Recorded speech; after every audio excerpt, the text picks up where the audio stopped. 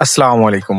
আশা করি সবাই ভালো আছেন। প্রান্তিক খামারের গোয়ালঘর পেজ ও ইউটিউব চ্যানেল থেকে আমি শাহিন আলম আছি আপনাদের সাথে। শীতের এই কনকনে ঠান্ডায় আমাদের খামারের গরুগুলোর বিশেষ যত্নের প্রয়োজন হয়। আপনারা অনেকেই খেয়াল করেছেন শীতকালে গরুর শরীরে লোম খাড়া হয়ে থাকে। এটা কি কোনো রোগ নাকি প্রাকৃতিক কোনো বিষয়? আজ আমরা এই বিষয়টা নিয়ে বিস্তারিত কথা বলবো আপনাদের সাথে এই ভিডিওর মাধ্যমে।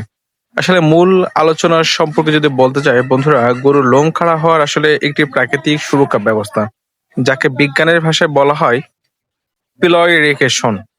কেন এমনটা হয়? তার প্রধানত ৩টি কারণ আমি আপনাদেরকে সহজ করে বুঝিয়ে বলছি। প্রথমত, বাতাসের কুপরিবাহী স্তর। যখন শীত বেশি পড়ে তখন গরুর শরীরে লোমগুলো খাড়া হয়ে যায়। এতে লোমের ফাঁকে ফাঁকে বাতাস আটকে যায়। এই আটকে থাকা বাতাসে একটি জ্যাকেট বা কম্বলের মতো কাজ করে, যা শরীরের ভেতরে গরম বাইরে যেতে দেয় না এবং বাইরের ঠান্ডাকে ভেতরে ঢুকতে দেয় না। দ্বিতীয়ত, পেশির সংকোচন। গরুর চামড়ার নিচে ছোট ছোট বিশেষ পেশি থাকে। অতিরিক্ত ঠান্ডায় যখন এই পেশিগুলো সংকুচিত হয় তখনই কিন্তু এই লোমগুলো সোজা হয়ে দাঁড়ায়। এটি গরুর শরীরের নিজস্ব মেকানিজম। গরু একটি উষ্ণ রক্তের প্রাণী। শীতকালে শরীরের তাপমাত্রা স্বাভাবিক রাখতে তারা এই পদ্ধতি অবলম্বন করে নিজেকে উষ্ণ রাখে।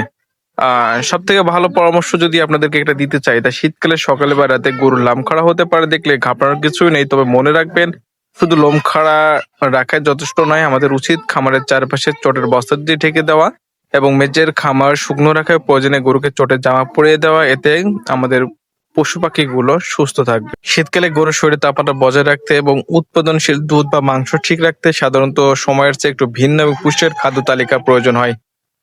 আমি আপনাদের সাথে শীতকালীন আদর্শ খাদ্য তালিকা কিছু বলে দেবো। সেই অনুপাতে যদি আপনার গরুকে খাওয়ান তাহলে অনেক প্রোটিন এবং সঠিক সমন্বয় থাকবে এবং শরীরের জন্য খুবই গুরুত্বপূর্ণ বহন করবে।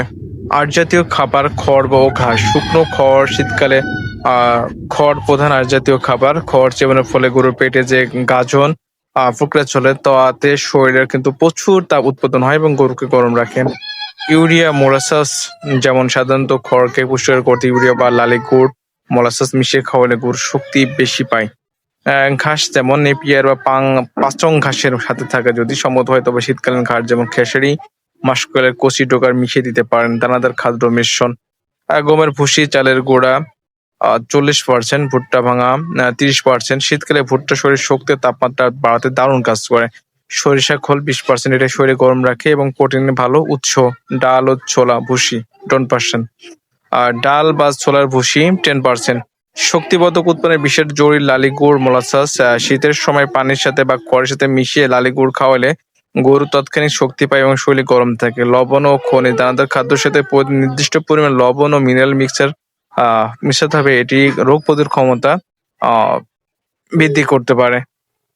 শীতকালীন খাবার ব্যবস্থার কিছু জরুরি টিপস যদি দিই, কুসুম কুসুম গরম পানি। শীতকালে গরু ঠান্ডা পানি খেতে চায় না, তাই খুব ভোরে বা রাতে একদম ঠান্ডা পানি না দিয়ে হালকা কুসুম কুসুম গরম পানি পান করলে গরুর হজম ভালো হয় এবং তারা পর্যাপ্ত পানি পান করে। খাবার দেওয়ার সময় কুয়াশাচ্ছন্ন সকালে খুব ভোরে ঘাস না দিয়ে একটু রোদ উঠলে ঘাস দেওয়াই ভালো, কারণ ঘাসে জমে থাকা শিশির থেকে গরুর ঠান্ডা লাগতে পারে। সরিষা তেলের ব্যবহার: সব 2 থেকে 3 দিন দানাদার খাবারের সামান্য পরিমাণ সরিষার তেল মিশিয়ে দিলে গরুর চামড়া চকচকে থাকে এবং ঠান্ডার প্রকোপ কম থাকে।